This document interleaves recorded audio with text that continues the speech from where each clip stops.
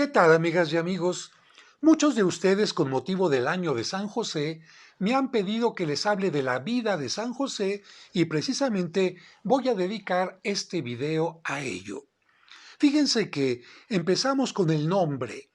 El nombre de José lo vamos a encontrar por primera vez en el libro del Génesis y se va a referir a uno de los 12 hijos de Jacob. Recuerdan que Jacob tuvo dos esposas, Lea y Raquel, y de cada una de estas esposas también tuvo hijos con sus esclavas, ya que en aquel tiempo se pensaba que era muy importante la multiplicación de los clanes, de las tribus, para que no desaparecieran, y por eso Dios permitía este tipo de costumbres que después evidentemente ya no fue permitiendo. La primera esposa de Jacob se llamaba Lea, y ella fue la que le dio los primeros hijos.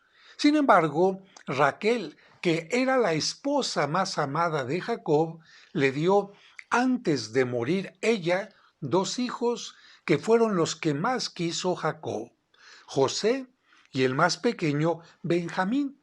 ¿Por qué? Porque Lea no podía tener hijos.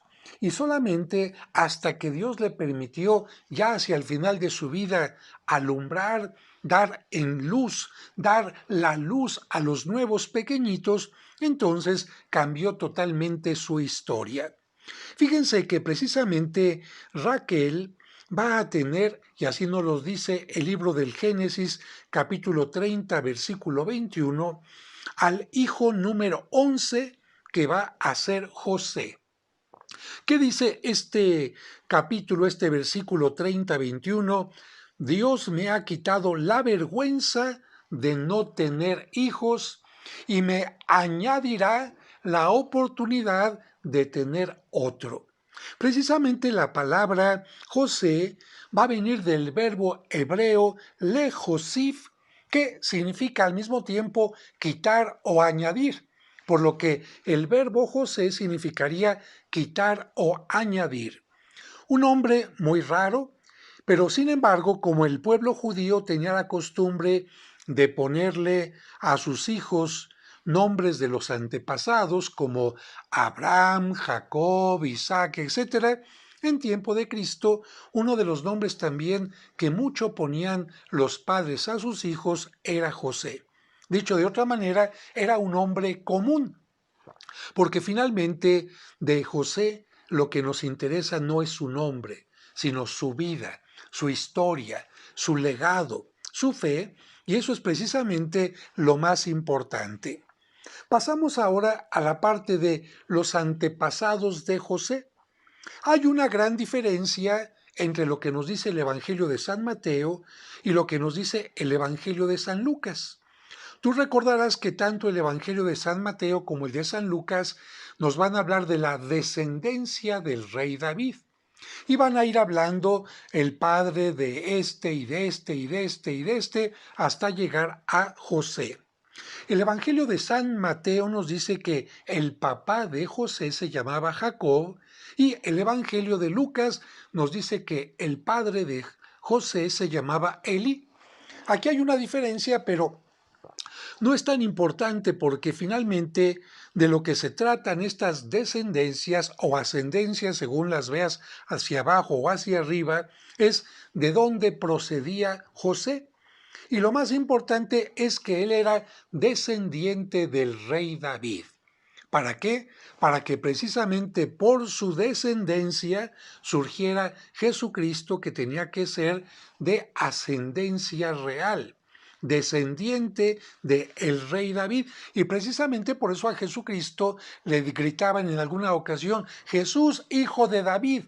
Y alguien dirá: oiga, padre, ¿qué no era José el padre que fungió como padre terreno en la vida de Jesucristo? Sí, pero cuando alguien le gritaba a Jesucristo, hijo de David, estaba reconociendo que Jesucristo era de la ascendencia del rey David, que ya desde ahora te anticipo dónde había nacido el rey David.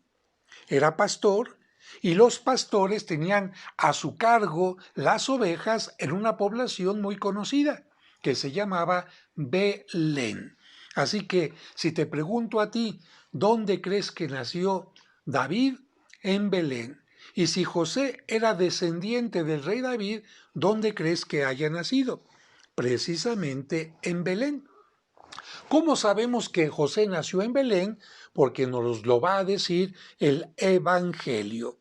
Pasamos pues ahora a los evangelios que nos van a mencionar parte de la vida de José.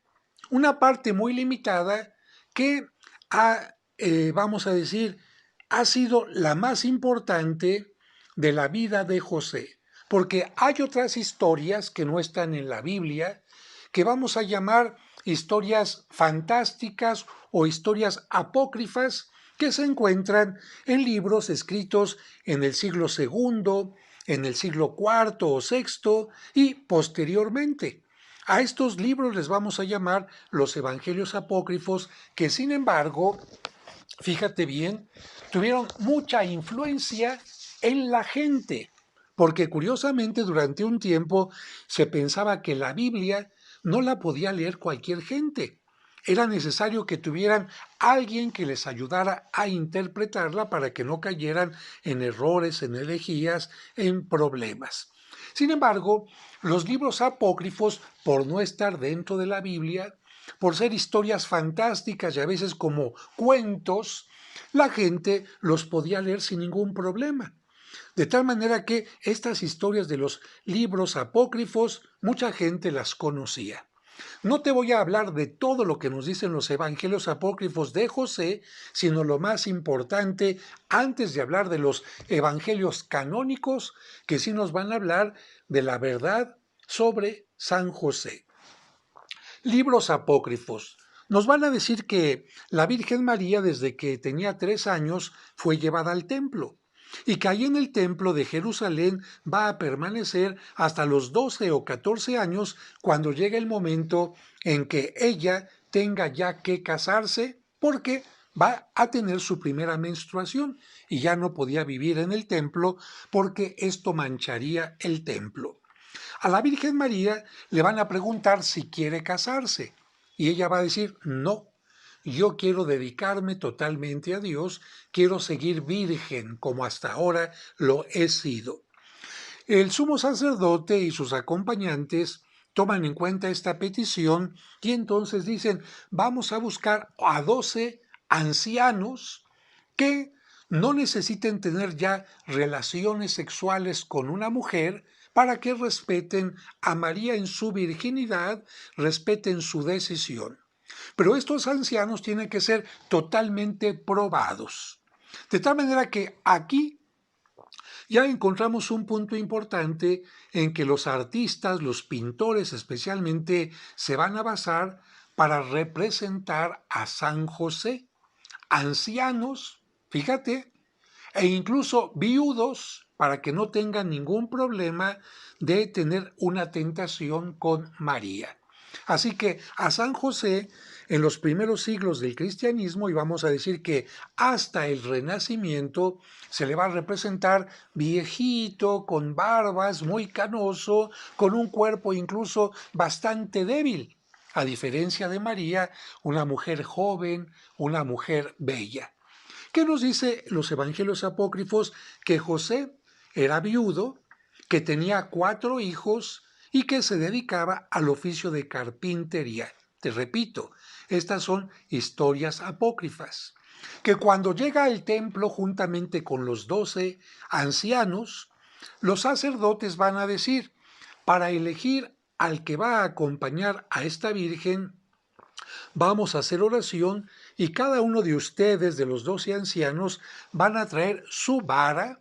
La vara en aquel tiempo indicaba autoridad, cierta, digamos, seriedad, y tomaron las 12 varas e hicieron oración para que la vara que ellos eligieran, ¿verdad? A suerte, después de haber hecho oración, esa vara, la del que fuera dueño de esa vara, sería el encargado de llevar a María a su casa y darle seguridad, darle nombre para que no quedara soltera y pudiera vivir su virginidad. Te explico. Porque si una mujer quedaba soltera sin casarse, podía ser abusada por los demás, se le podía faltar al respeto y entonces no podía vivir en virginidad. En cambio, si un hombre anciano tomaba a esta joven, le daba su nombre, le daba su apoyo, todo el mundo tenía que respetar aquella unión, aunque el anciano no fuera padre de más hijos de una mujer, porque esta mujer se había dedicado a ser virgen, se había querido consagrar. Muy bien, en el momento en que hacen oración, de la vara de San José surge una flor de almendro o bien surge una paloma. Esto tiene que ver como un resabio, como una remembranza de lo que pasó en el libro del Génesis con Aarón, cuando Dios eligió a Aarón para que fuera el encargado de los sacerdotes, de todo lo que tiene que ver con el culto a Dios. De la vara de Aarón surgió una flor de almendro. En el caso de San José, de acuerdo a los evangelios apócrifos, surge una flor que significa su pureza, la elección que Dios hace de él, o una paloma también que de alguna manera indica la presencia del Espíritu Santo en este anciano.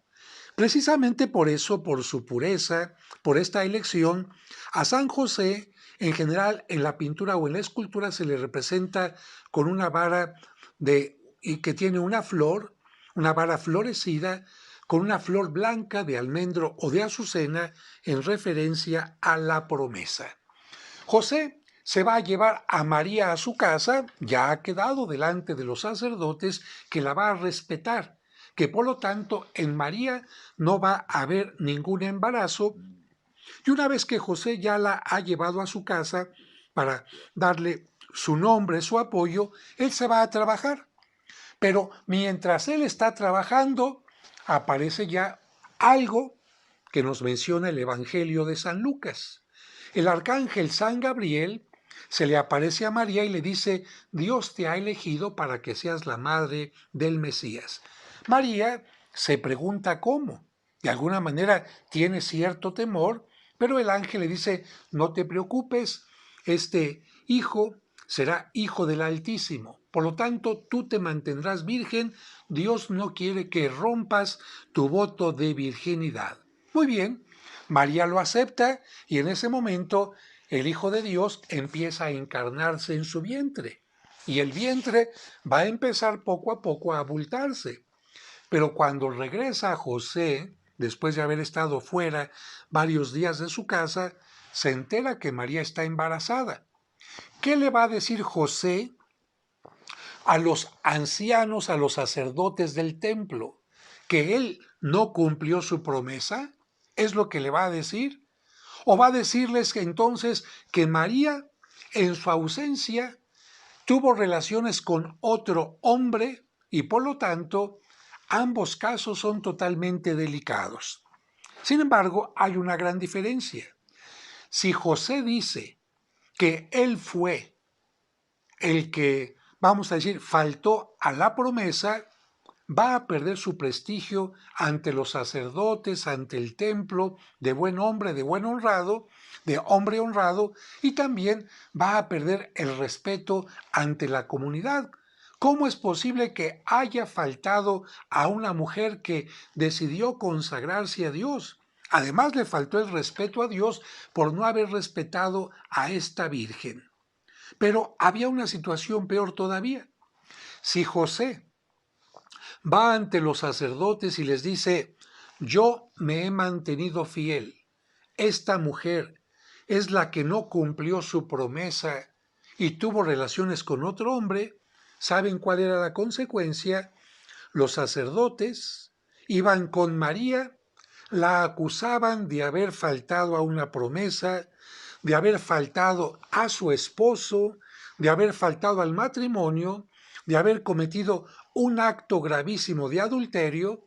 ¿Y qué creen que les pasaba a las mujeres adúlteras?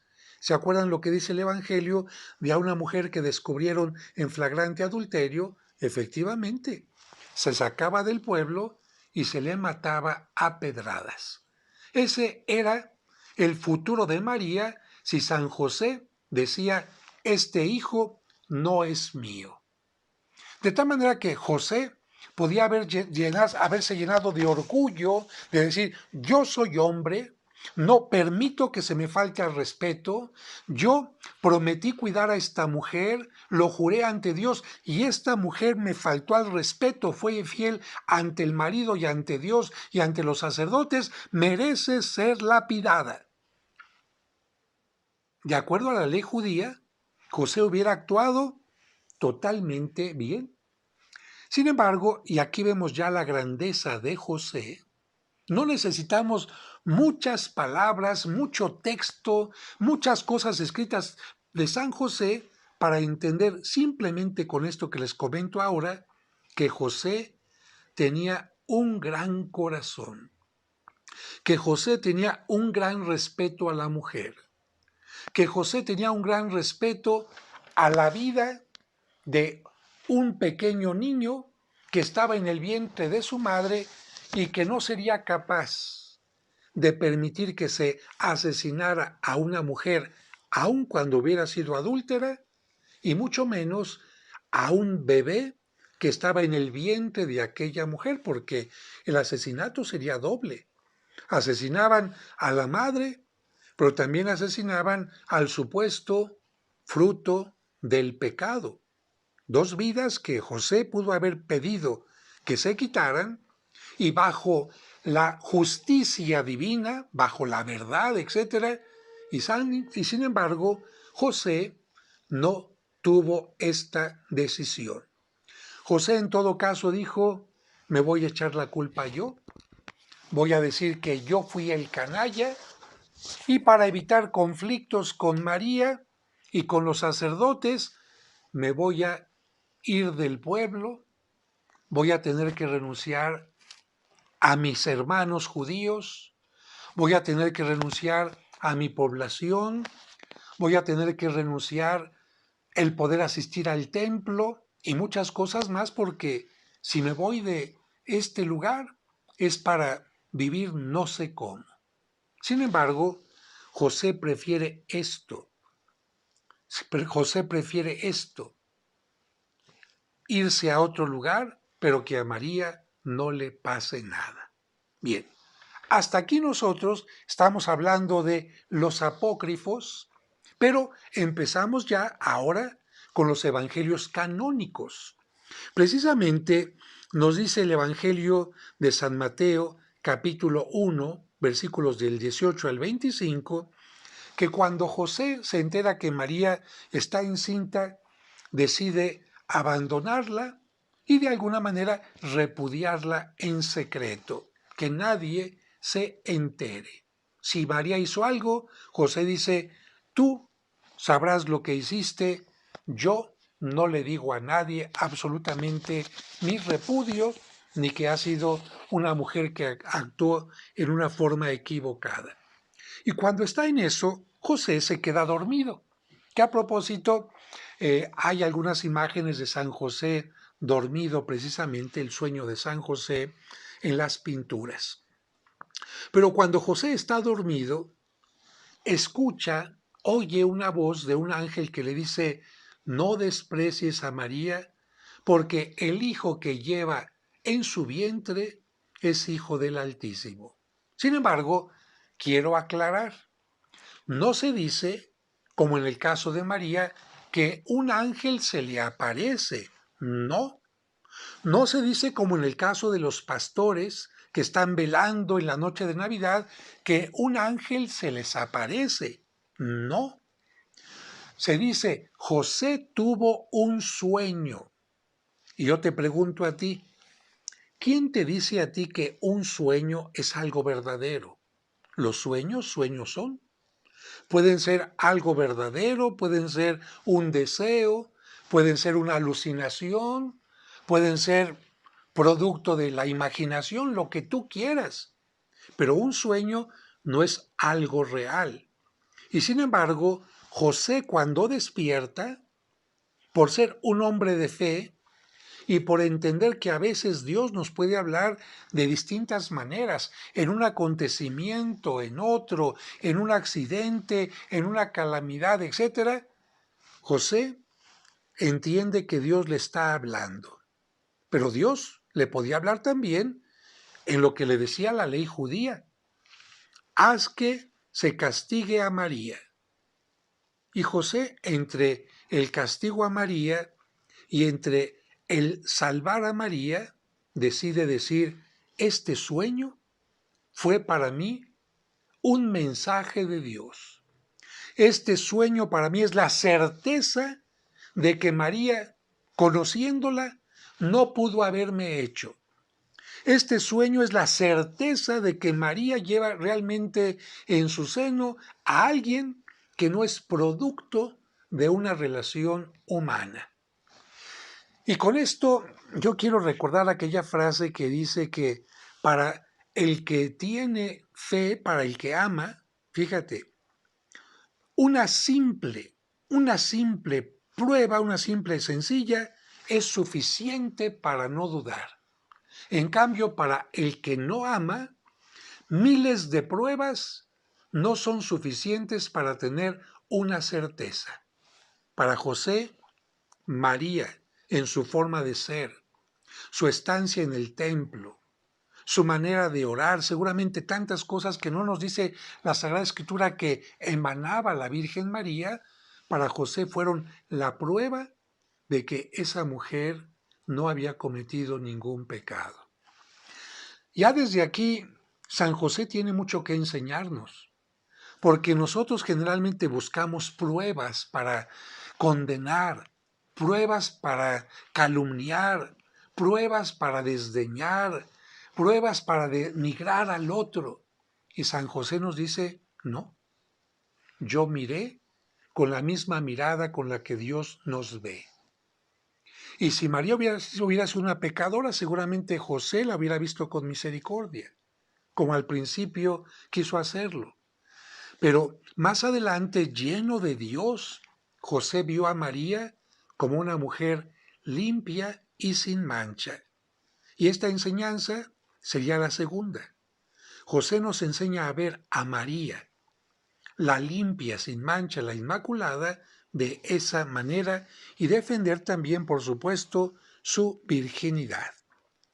Después nos va a hablar el Evangelio de un pasaje. Evidentemente José acepta a María, la lleva en su casa, la tiene en su casa, pero nos va a hablar el Evangelio de algo en donde no se menciona a José, pero los pintores sí lo hacen presente en ese momento. Claro, no todos, pero la mayoría. ¿A qué pasaje me refiero? Lucas capítulo 1, versículo 39. Cuando María ha recibido el anuncio de que ella va a ser la madre de el Mesías, también escucha el mensaje de que su prima Isabel va a ser la madre de un bebé, de un niño. María no sabe que este niño va a ser Juan el Bautista, el que le va a preparar el camino a su hijo, al Mesías. Pero María lo que sí sabe es que su prima es ya mayor de edad, que junto a su prima vive su esposo Zacarías, que también es mayor de edad, que nunca han tenido hijos, por lo tanto no tienen experiencia de un alumbramiento y por lo menos necesitan compañía. Y la compañía de una persona no anciana, sino de una persona joven. Y María, después de escuchar esto, toma todas las previsiones, las precauciones para hacer un viaje largo, porque son 150 kilómetros desde Nazaret hasta Ain Karem, en las cercanías de Jerusalén, en las montañas de Judea. ¿Y en qué tenía que viajar María? Pues en burro. ¿Por qué? Pues porque era el único animal que mucha gente tenía para poder viajar. Los camellos y los dromedarios eran para gente que tenía dinero. No se podía comprar un camello, un dromedario, si no se tenía dinero. Así que parte del viaje a pie y parte del viaje en burro. Ciertamente María empezaba su embarazo apenas. Isabel ya llevaba 6 meses, pero de cualquier manera María tiene que viajar. María viajaría sola. Viajar una mujer sola es muy complicado. Por otra parte, María ya estaba comprometida con José. ¿Tú qué crees? ¿Que José acompañó a María o no? Te repito, La Sagrada Escritura no nos lo dice. Sin embargo, el sentido común nos dice que María habría sido acompañada por José, que ya la habría aceptado como su esposa. Así que por esta razón, en los cuadros de la visitación de la Virgen María a su prima Isabel, se suele presentar a San José que la acompaña. Y al cumplirse los 3 meses que le faltaban de nacimiento a San Juan Bautista, José y María regresan a Nazaret, donde piensan que va a nacer su hijo. Sin embargo, viene aquí la información que nos clarifica que José no era originario de Nazaret, en Galilea, sino que José era originario de Belén, en Judea. ¿Te acuerdas lo que decían las profecías? El Hijo de Dios, el Mesías, tendría que nacer ¿dónde? En Judea. El Hijo de Dios tenía que ser judío, no galileo, no nazareno. Nazaret está en Galilea. Y el Hijo de Dios no tenía que ser galileo, sino judío, para que pudiera ser rey de los judíos, de la descendencia del rey David, pero no solamente eso, sino rey de los judíos. Y qué mejor que naciera ¿dónde? En Belén, donde nació el rey David. ¿Cómo sabemos que José era de Belén? Porque nos va a decir el Evangelio de San Lucas, precisamente capítulo 2, que cuando subió al poder el César llamado Augusto, que le dio nombre al mes de agosto, el sucesor de Julio César, bueno, cuando este emperador subió al trono, se interesaba mucho de que las arcas, todo el dinero que se cobraba de impuesto, de tributo a los lugares conquistados, le llegara completo. ¿Y cómo sé, como César, que el dinero que me está llegando a las arcas está llegando completo? Pues necesito saber cuántos súbditos hombres tengo, porque cada súbdito hombre adulto tiene que pagar una cantidad. Si yo no sé cuántos súbditos hombres tengo, no tengo referencia de cuánto tengo que recibir. Por lo tanto, yo, César Augusto, emperador de Roma, ordeno que se haga un censo, un conteo, un empadronamiento de todos los hombres que están bajo mi dominio. ¿Y cómo va a ser este conteo? Para que sea más fácil, todas las personas hombres van a tener que viajar al lugar de su nacimiento y allí van a ser registrados. ¿Qué nos dice el Evangelio de San Lucas? Que José, que era originario de Belén, tuvo que viajar desde Nazaret, no iba a dejar sola a María, tuvo que viajar con su esposa María desde Nazaret hasta Belén, 150 kilómetros. Los semejantes a Ain Karem, porque Ain Karem y Belén están a unos cuantos kilómetros de Jerusalén. Vamos a decir, Belén está a unos 8 kilómetros de Jerusalén. Y precisamente por estar tan cerca de Jerusalén, ahí en este lugar se criaban todos los corderos que tenían que ser sacrificados en el templo de Jerusalén, porque recordarán ustedes que era costumbre que por lo menos en la Pascua y en otras fiestas judías se le sacrificara un cordero a Dios. Y si todos los judíos por familia tenían que sacrificar un cordero, ¿cuántas familias eran? Miles. ¿Dónde iban a criar a todos esos corderos? En una población. ¿Dónde? Que estuviera cerca de Jerusalén para que cuando fuera necesario los corderos se llevaran a Jerusalén y estuvieran listos. Y por lo tanto, la gente que había crecido, que había nacido en Belén, generalmente tenían algo que ver con el pastoreo y algún otro oficio además. De tal manera que por esta razón el rey David, que vivía en Belén, muy cerca de Jerusalén, era pastor, porque él cuidaba corderos que se tenían que sacrificar en Egipto. Y curiosamente, ahí en Belén, que en hebreo significa la casa del pan, o en árabe significa la casa de la carne, nació Jesucristo, que va a ser cordero, que va a ser pan y que va a ser carne que alimenta a la humanidad en el sacramento de la Eucaristía. Pero no me desvío más, porque yo puedo hablar de muchos temas, pero no me quiero desviar. José seguramente de pequeño habría criado también algún grupo de borreguitos, pero aprendió también el oficio de carpintero, no de hacer únicamente mesas, sillas, porque en aquel tiempo las mesas casi no se usaban, la gente comía en el suelo, recostada en divanes o cosas así, sino sobre todo carpintero que hacía estructuras para la ayuda de construcción de casas. Pues bien, José viaja a Belén, donde había nacido. Así que ya tenemos este dato concreto de que José era de Belén. Ahora, vamos al siguiente punto que no nos menciona el Evangelio. ¿Qué te imaginas tú que llega José a Belén y como hubo un gran movimiento de gente que tuvo que moverse por el censo, Belén, que era una población pequeña, no tenía lugares en las casas, en las posadas, pero había otra oportunidad. Los pastores, muchos de ellos tenían su casa en una gruta, porque en la zona de Belén hay muchas grutas, es una zona montañosa donde hay muchas oquedades, y no pienses que pequeñitas, no, cuevas grandes donde podía caberse, si nosotros lo quisiéramos, una sala, comedor, 1 y 2 cuartos. Y muchos pastores lo que hacían, tenían su hogar en una gruta y en una gruta contigua metían al rebaño también para que no tuviera ningún problema.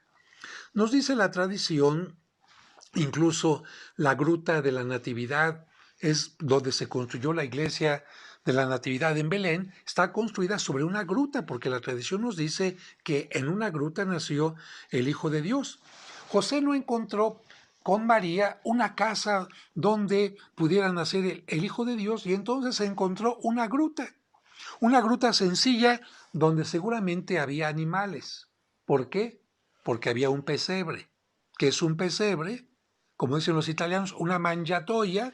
Es un recipiente donde comen los animales. ¿Tú vas a tener un recipiente donde comen animales, donde no hay animales? Pues no. A Jesucristo lo recostaron en un pesebre, en un espacio donde se servía la comida para los animalitos y se supone que ahí había varios animales. ¿Qué habrá hecho José? No dice la Sagrada Escritura. Pero si tú fueras el esposo de una mujer que está a punto de dar a luz, María, no hay cama, pero lo mínimo que te puedo ofrecer es limpio este lugar, ¿verdad? Acomodo a los animales en algún lugar, pongo una cerca para que los animales no estén tan cerca. Y a lo mejor pongo ahí paja para que no tengas una cama, pero esta paja, este heno que te sirva como cama, que esté un poquito mullido. Y si a lo mejor hay un borreguito ahí, lo pongo encima para que te caliente un poquito el lugar donde vas a dar a luz. Eso habrá hecho José como un esposo amoroso. No podía hacer más. No tenía dinero. No tenía el poder para conseguir un lugar maravilloso, pero sí tenía el poder para convertir un lugar simple y sencillo en un lugar maravilloso y además tomar de la mano a María y decirle, María, no estás sola, aquí estoy contigo. María, vamos a rezar salmos, porque José, y esto lo vamos a ver más adelante, bien que sabía rezar salmos. ¿Y qué mejor ayuda puede tener una mujer que está dando a luz que el apoyo de su pareja, que una mano que la apoye, que la oración, que un lugar tranquilo donde poder dar a luz, discretamente, sin nadie más que invadiera su privacidad? Bueno, ¿te vas dando cuenta de la grandeza de José? no era un hombre dejado, ni modo María, pues no nos quedó de otra. La mala suerte está con nosotros, ¿qué le vamos a hacer? ¿Me pongo a llorar? No, un hombre que hizo lo necesario para el alumbramiento en una forma digna. Después nos va a decir el Evangelio, capítulo 2, versículos de 21 a 38, que José va a cumplir con un rito que es obligatorio todavía hasta el día de hoy para los judíos. Cuando Dios quiso hacer una alianza con Abraham, le dijo, Abraham, para que esta alianza no se les olvide, la van a llevar grabada en su cuerpo. Y concretamente para que sepan también que esta alianza es algo que da vida y que Dios es quien da vida y bendice a los hijos y a la prole, la van a llevar grabada en la parte íntima masculina que sirve precisamente para dar la vida. De tal manera que la circuncisión es algo que marca al recién nacido como parte del pueblo. Y San José, no asiste la madre, San José va entonces a buscar al rabino de su tiempo para que el niño Jesús tenga la circuncisión a los 8 días, como lo dice la ley judía y como lo menciona el libro de San Lucas. Así que la primera sangre que derrama Cristo va a ser en compañía de José. Fíjate qué hermoso.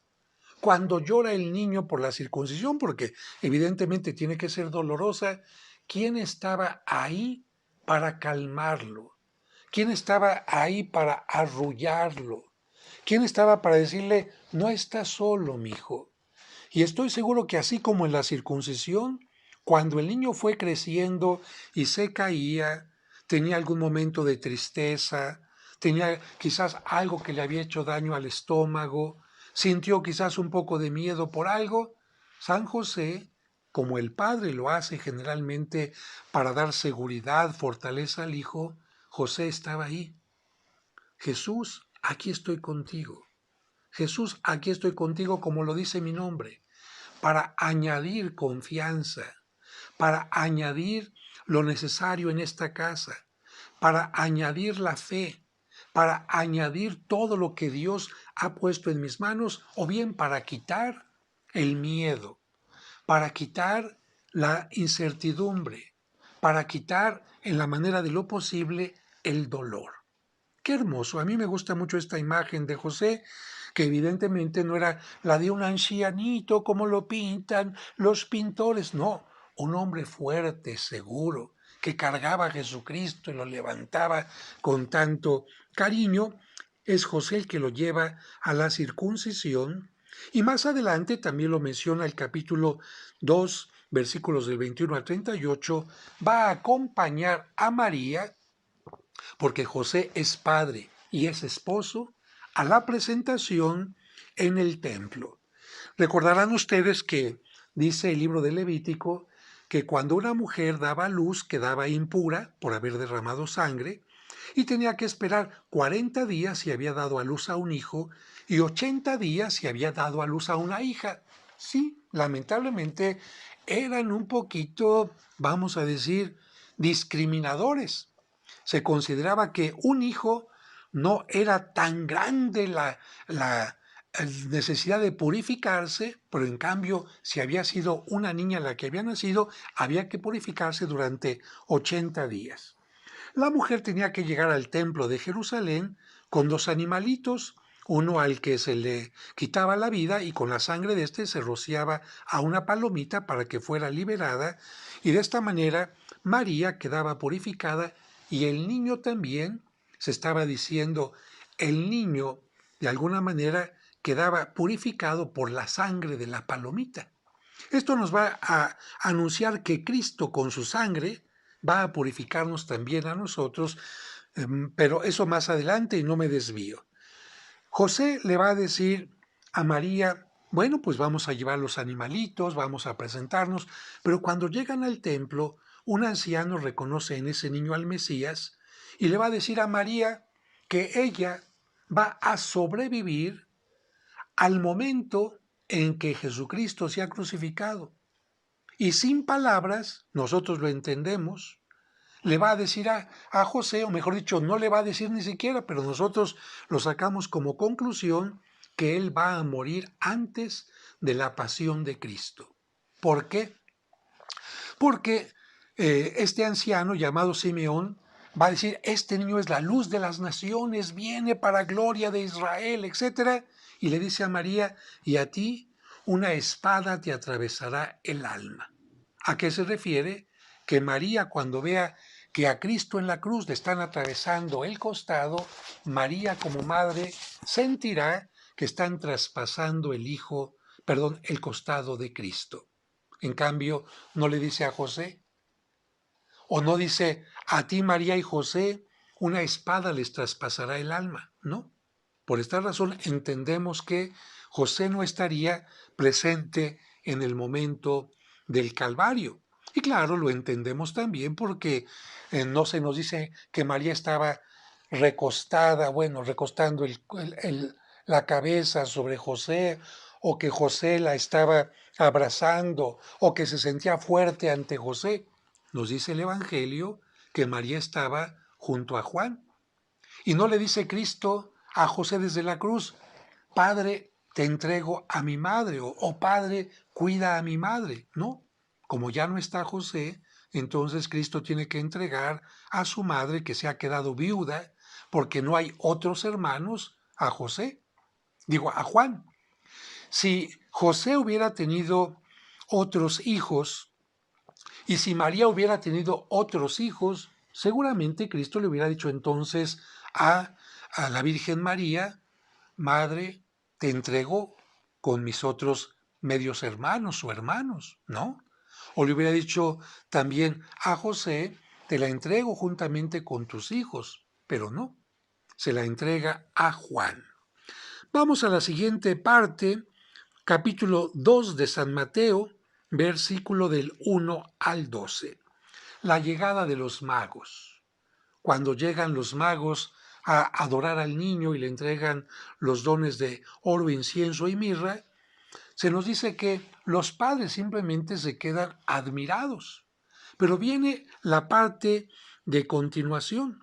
Una vez que los magos han dado sus dones, como no regresaron con Herodes para decirle dónde estaba el niño y así Herodes pudiera llegar a matarlo, los magos entendieron que esa era la intención de Herodes y además un ángel les dijo en sueños, no vayan con Herodes. Y los magos, al igual que José, le hicieron caso a ese sueño y se dieron cuenta que no era conveniente regresar con Herodes, fueron por otro camino y entonces Herodes dijo, con que no me dijeron dónde, ya me habían dicho que en la región de Belén, no exactamente el lugar, pero basta con que mande a mis ejércitos y acaben con todos los niños de esa región y con eso me deshago del niño. Que maten a los niños de 3 años para abajo y de esta manera no me equivoco. José recibe el anuncio nuevamente. Un ángel le dice, toma a su madre y al hijo y huye. Y José, evidentemente, toma en cuenta este anuncio que deberíamos nosotros de tomar en cuenta cuando vemos un peligro. Porque cuando vemos un peligro, a veces lo que decimos, Dios mío, cuídame, Dios mío, protégeme. Y Dios nos diría, ¿y tú qué estás haciendo? Aléjate, busca algo de qué manera enfrentar el peligro, si puedes, y si no puedes, huye. Bueno, José no tenía armas para enfrentar al rey Herodes, no tenía armas para enfrentar a los soldados. ¿Qué es lo que sí puede hacer? Entonces, huir. ¿Y qué hace José? Huye a Egipto. Fíjense, son kilómetros, son muchísimos kilómetros pasar por el desierto para llegar a Egipto y ser un desconocido, ser alguien que no tiene ninguna relación digamos, de información, soy un carpintero honesto, etc. Sabe que tendrá que llegar a Egipto y empezar desde cero. Y sabe, sin embargo, que cuenta con la compañía de Dios, pero que también tiene la responsabilidad de velar por la madre y la del hijo. Y sin embargo encontramos a José, un hombre valiente. Bueno, el Evangelio no nos dice la palabra valiente de José, pero los hechos nos lo dicen. ¿Tú serías capaz de dejar tu hogar de Nazaret, donde ya tienes amigos, conocidos, el alimento seguro, etcétera, para irte a vivir a un lugar totalmente desconocido, como bracero, vamos a utilizar esta palabra? No es nada fácil. Y allá José tuvo que trabajar seguramente con María también de sirvientes. ¿Tú crees que los ángeles bajaban y les ofrecían todo? José, María, no se preocupen, aquí está el alimento del niño, aquí está la ropa, aquí está el hogar. No, las pinturas los presentan muy bonitos a los ángeles sirviendo a la Sagrada Familia, pero entonces, si hubiera sido así, José y María hubieran sido unos inútiles. José y María hubieran sido santos simplemente por no hacer nada. No. San José fue un hombre trabajador, luchón y defendiendo siempre a María, a su esposa y al hijo.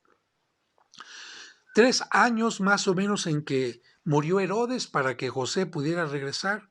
Se dice fácil, más de 1000 días. Más de 1000 días en un país extranjero.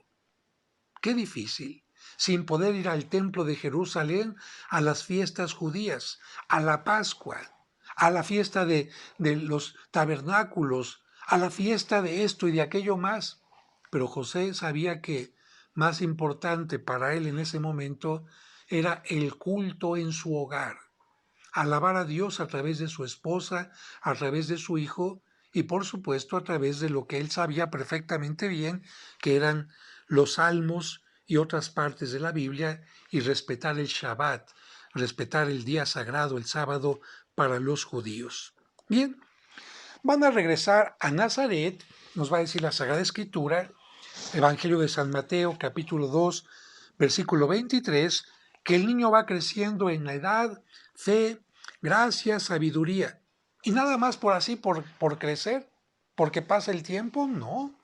Ahí volvemos a encontrar a María, que es la encargada de la casa, del alimento, de la limpieza, de vestir al niño Jesús.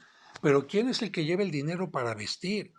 ¿Quién es el que lleva el dinero para alimentar? ¿Quién es el que lleva dinero para los medicamentos? ¿Quién es el que lleva todo aquello? José. Pero algo muy importante, cuando la gente viaja conmigo a Jerusalén, yo les digo, vamos al Muro de los Lamentos, vamos ahora que es sábado, a ver cómo salen los papás judíos a la oración. Vamos a ver qué es lo que sucede. Y la gente se queda admirada porque salen los hijos acompañados de su padre. Es el padre el que lleva a los hijos a la sinagoga. Es el padre el que lleva a los hijos al Muro de los Lamentos. Es el padre que les ha enseñado desde su más tierna edad a abrir la Torá, ¿verdad? A decir los salmos, a cantar los salmos, a mover el cuerpo mientras está alabando a Dios, a bendecir el Shabbat, a bendecir a la madre, a bendecir la familia. No es la madre, como en nuestro caso en México y en algunos lugares de América Latina, la que da la fe. Es el padre el que transmite la fe, el que transmite la teología que todo niño judío debe de tener. Así que si Jesús empezó a alabar a Dios desde pequeño, fue por José. Si Jesús aprendió a rezar desde pequeño, fue por José. Si Jesús aprendió desde pequeño a ir a la sinagoga y a darle el valor del respeto a la Torá, fue José. Bueno, esto no nos lo dice la Sagrada Escritura, pero nos lo dice la tradición judía. El papel de un padre hacia los hijos, pero además el padre es el que hace que la familia tenga honor y respeto. Por eso en aquellos lugares donde ha muerto el padre y la mujer ha quedado viuda, uy, a la viuda y a los huérfanos se les podía tratar de lo peor, porque faltaba el hombre. la cabeza, la guía, la fortaleza de la familia. Y todo eso, por supuesto, todo eso era nuestro querido José, que a veces lo ninguneamos, el Padre de Jesucristo, el que le enseñó toda la vida y la parte religiosa durante su infancia. Nos habla, y será el último momento en que nos hable la Sagrada Escritura de José, capítulo 2, versículo de 41 al 51. Como todos los judíos, José, la Virgen María y el niño tenían que viajar a Jerusalén para las fiestas más importantes, especialmente la fiesta de la Pascua y la fiesta de los 50 días y otras fiestas más. Bueno, en esta ocasión se nos dice que el niño Jesús ya cumplió 12 años. Y te explico esto. Para un niño judío que cumple 12, en algunos lugares 13 años, es el tiempo en que ese niño ya ha sido educado por su padre para poder leer la Sagrada Escritura. Fíjate, para leer la Sagrada Escritura con respeto e interpretarla, por lo menos algún pequeño fragmento. Todavía hasta nuestros días, en la comunidad judía, cuando un niño cumple 12 años, o 13 en algunos lugares, y lo llevan a la sinagoga o al Muro de los Lamentos a celebrar esta fiesta, va acompañado de tambores, de familiares que echan dulces durante la celebración, y el niño toma la Sagrada Escritura, la lee, y es una fiesta increíble. Bueno, seguramente que María y José sabían que el niño Jesús ya estaba listo para ser parte de la comunidad judía. Dicho de otra manera, a esta edad el niño ya se considera no niño, sino adulto, parte de la comunidad judía. Precisamente por eso, como todos los niños pequeños iban con la mamá, o los niños pequeños iban con el papá, por cuestiones prácticas, por ejemplo, para ir al baño o algo así. Entonces, los que ya no eran, fíjate bien, los que ya no eran niños pequeños, ya no iban con la mamá o con el papá, ya podían ellos viajar con uno o con otro, pero sobre todo también podían viajar con un grupo de adolescentes ya un poco separados. Bien, cuando José y María regresan de Jerusalén a su tierra de Nazaret, María piensa que el niño Jesús va en la caravana con su papá. O el papá piensa que el niño Jesús viene en la caravana con su mamá. O bien, los dos piensan que el niño viene con los grupos de personas que se encargaban de los niños que ya no eran tan pequeños, los adolescentes. Es decir, era lo más normal. Sucedía cada vez que un grupo de una población iba de peregrinación a Jerusalén. Era la organización. Así como cuando hay peregrinaciones a la Basílica de Guadalupe y tienen sus propias estrategias. Bueno, por eso es que hasta después de varios días de caminar, se encuentran María y José, que vienen uno con los hombres, otra con las mujeres, se encuentran en un momento, dicen, caray, ¿cómo te ha ido? Pues muy bien. ¿Y el niño? ¿Que no viene contigo? No. ¿No viene contigo? No. Vamos a ver con el grupo de niños. No. Y es cuando regresan a Jerusalén y lo buscan por todas partes. El Evangelio dice algunos, Jesús extraviado. No, Jesús nunca se perdió. Jesús sabía perfectamente bien dónde estaba. María y José no pensaban que estaba ahí. María y José pensaron, ¿dónde va un niño normalmente? ¿Dónde se pudo haber quedado? Bueno, evidentemente que piensan, en un lugar donde venden cosas, porque los niños son muy curiosos. ¿Dónde? En un lugar donde había agua, porque a los niños les gusta mucho el agua. ¿Dónde? Pues en algún lugar donde estaban tocando música, algo. Lo van buscando por todas partes hasta que seguramente dicen, encomendamos a Dios nuestra búsqueda, van al templo y ahí lo encuentran. ¿Y cómo lo encuentran? Precisamente haciendo lo que un niño de su edad tenía que estar haciendo.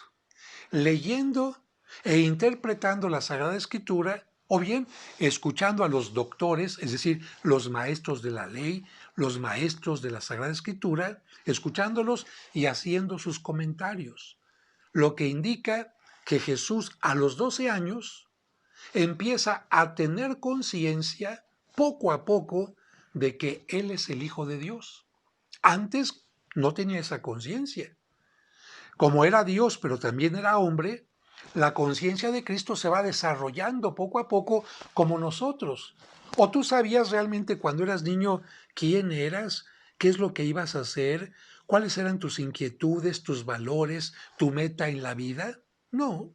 Si hay algunos que han llegado a los 30 y todavía no saben ni siquiera quiénes son y qué quieren, imagínate, Jesucristo a esta edad simbólicamente tan importante es cuando empieza a decir mi Padre.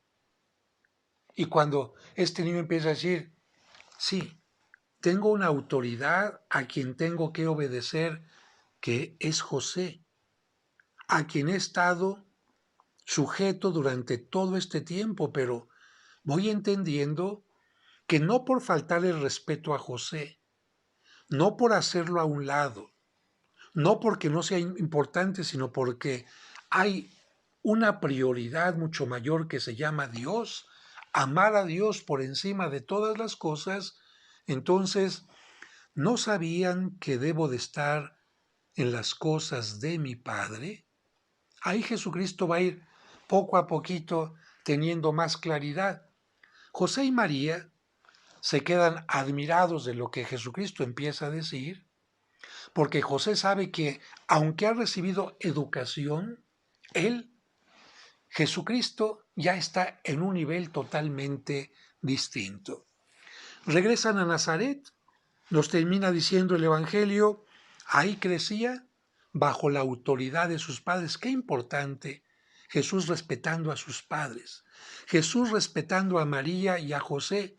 ¿Y por qué permitimos que gente no creyente o creyente a medias no respete a María o bien no respete a José? Si Jesucristo los respetó, ¿por qué nosotros no vamos a respetar a quienes fueron sus padres en esta tierra? María, su madre es real, y José, su padre, como se dice en una forma teológica o en una forma de vocabulario particular, el que no fue su padre terreno, pero sí hizo de padre en la tierra, el padre que lo alimentó, etcétera, su padre putativo. ¿Por qué vamos a permitir que la gente no los respete si Jesucristo los respetó? Con esto terminaría la parte del Evangelio y estamos llegando al final. Nos dice la tradición que José muere antes de que Cristo cumpla la mayoría de edad, pero para entonces Dios ha previsto que Jesucristo ya conoce lo necesario de la fe, además de lo que Él, por ser Hijo de Dios, irá sacando de su propia divinidad, pero Jesús también ya aprendió un oficio.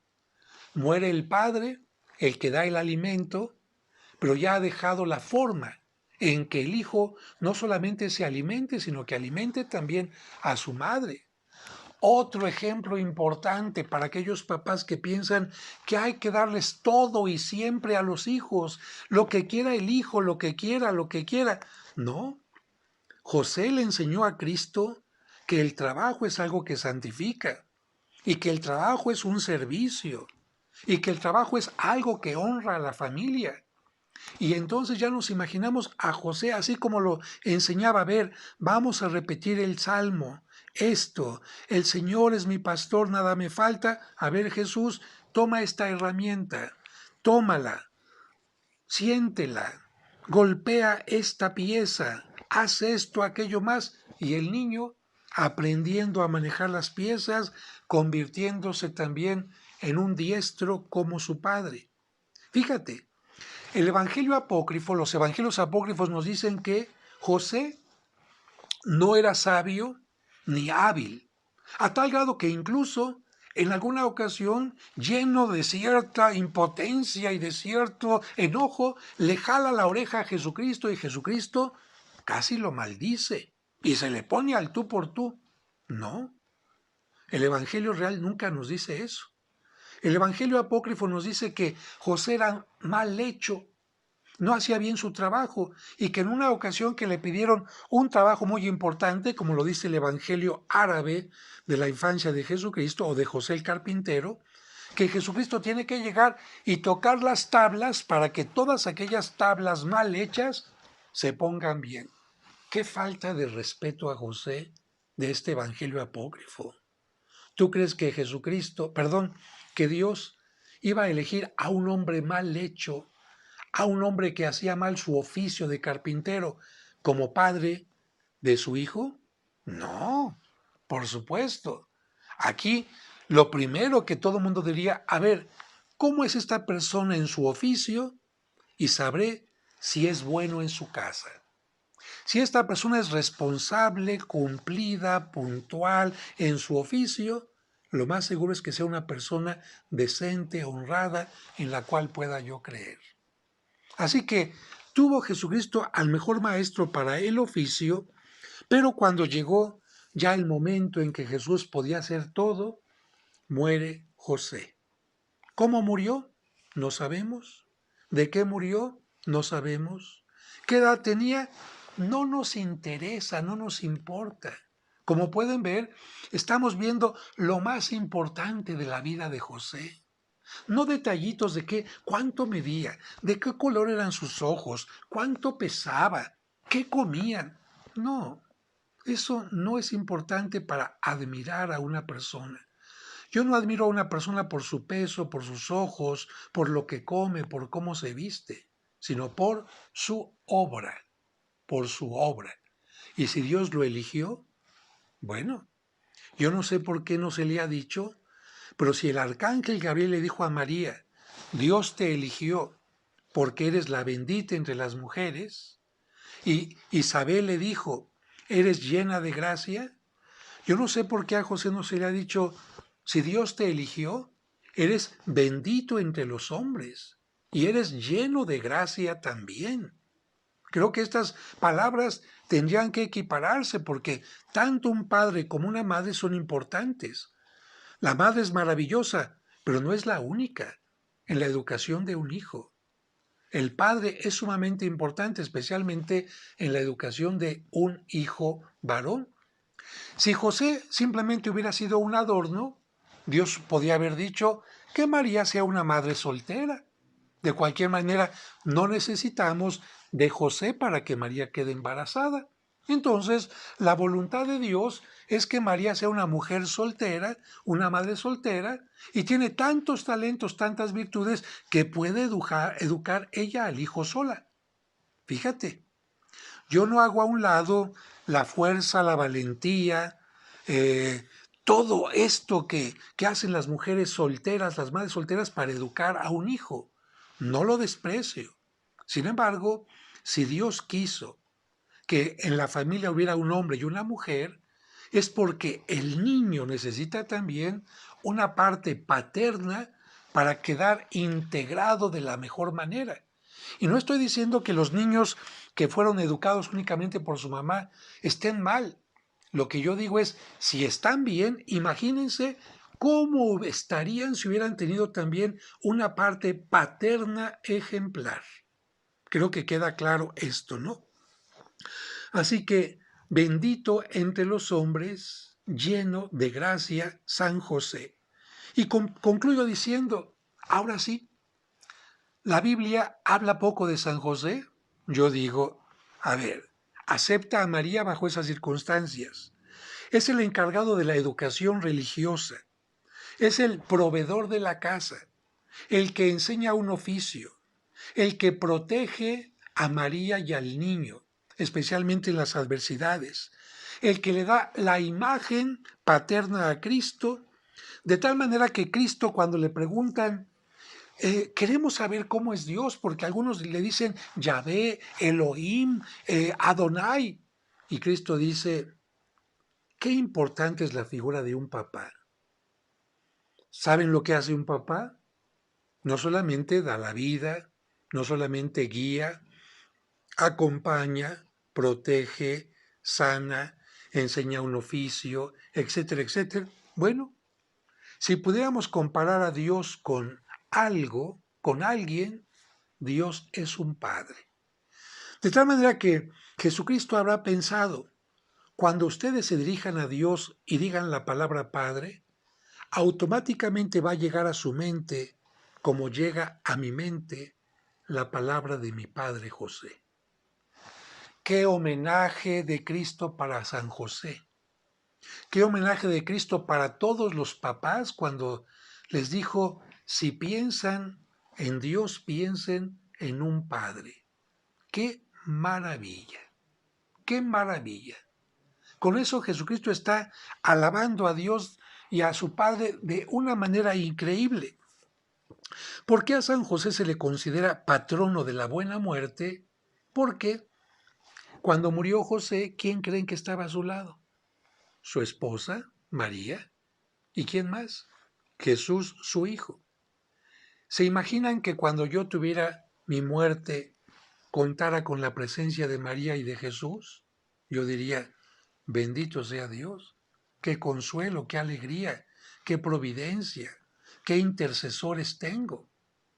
Por esta razón a San José se le dice, José, intercede para que en el momento de mi muerte esté María y también esté Jesús.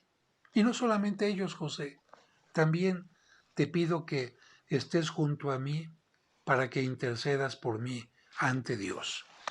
Y quiero concluir esta reflexión con este cuento dedicado a José, que espero que ustedes al escucharlo se imaginen al niño Jesús con sus ojitos abiertos entrando al taller de su padre. De hecho, el cuento se llama El taller. Con los ojos curiosos propios de un niño, el niño Jesús entró por primera vez al taller de su padre.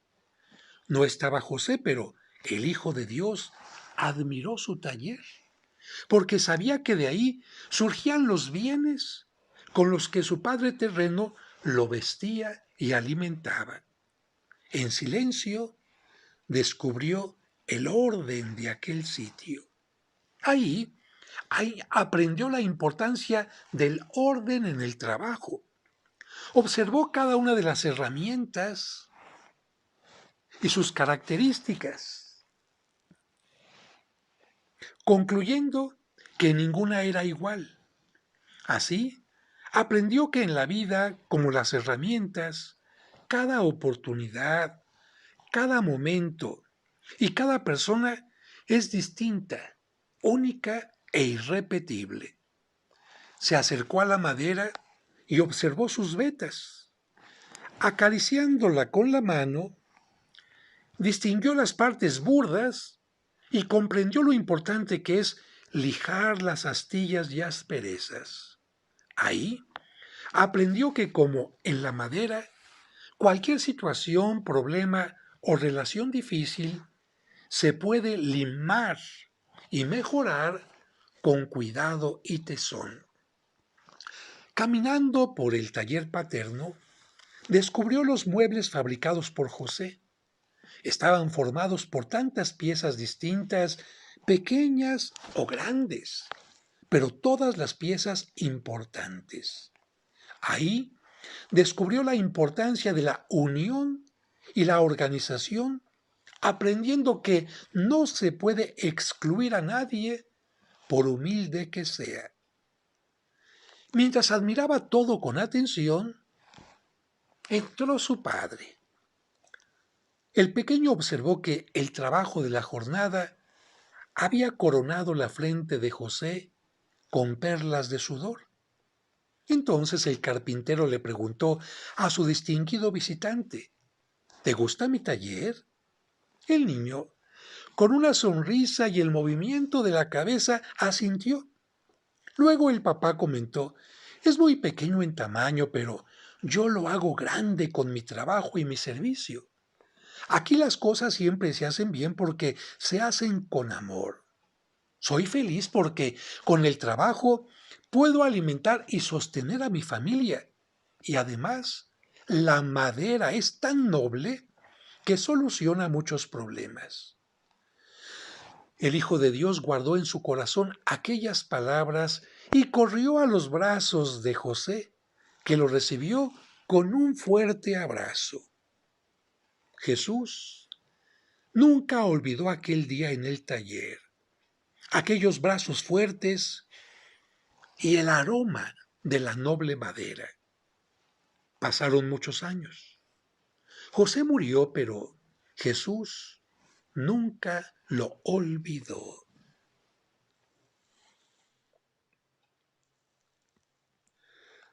En el momento en que fue condenado a muerte y recibió la pesada cruz que llevaría al Calvario, Jesús recordó el taller de Nazaret y las palabras de su padre terreno. La madera es tan noble que soluciona muchos problemas. Así cargó la cruz de madera con entusiasmo, pensando en que su pasión y aquella pesada madera traerían el perdón al mundo y solucionarían muchos problemas. Mientras lo crucificaban, observó las herramientas que utilizaba su padre para ensamblar las piezas. Entonces agradeció al humilde martillo y a los clavos que lo unieran a la cruz, porque así él también sería un instrumento que uniría el cielo con la tierra.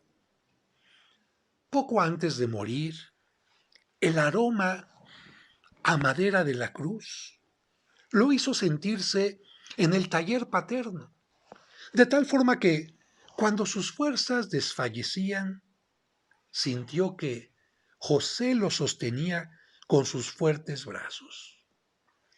Jesús comprendió que con su trabajo por la salvación, había convertido el mundo en un taller con el que alimentaba y sostenía a la humanidad, y por el esfuerzo en realizarlo, llevaba en su frente las perlas de sudor que había visto una vez en su Padre. En sus últimos momentos, Jesús recordó al Padre terreno, amoroso, y con ese recuerdo entregó su espíritu al Padre eterno. Yo creo que todos nosotros, cuando llegue el momento final de nuestra vida, tendremos que pensar en nuestro Padre y nuestra Madre, de quien recibimos la vida y que nos acompañaron, y pensando que nos vamos a unir con ellos. Por eso este cuento lo hice con mucho cariño de verdad, en honor a los padres, pero especialmente a San José. De tal manera que es uno de los cuentos favoritos de mi libro, Cuentos para entender el Evangelio. Y quiero concluir diciendo que si alguno de ustedes piensa todavía que el Evangelio habla poco de José, entonces no ha entendido nada. Porque si yo lo que les dije es mucho, todavía hay muchísimo más que decir, que nos falta de verdad sabiduría, corazón, elocuencia, agradecimiento. Una imagen de San José, a la que yo quiero tanto, aunque sea pequeñita, indica lo grande que es José y que tiene que ser grande también en tu corazón. Lamentablemente, durante mucho tiempo, ni siquiera en la misa se mencionaba su nombre. Apenas recientemente, antes solamente a la Virgen María. ¿Y José dónde está? Y por eso los más recientes papas han dicho: devolvamos a José y al padre de familia la importancia que tiene. Yo espero que este año San José recupere la imagen que ha perdido, el cariño que ha perdido de tanta gente, y que tú también le digas: San José, ruega por mí. Si les gustó este video, pónganle me gustó, compártanlo con sus seres queridos para que haya más gente que ame a San José. Y bueno, Si quieren suscribirse a mi canal, bienvenidos para seguir hablando de otros temas. Que Dios les bendiga.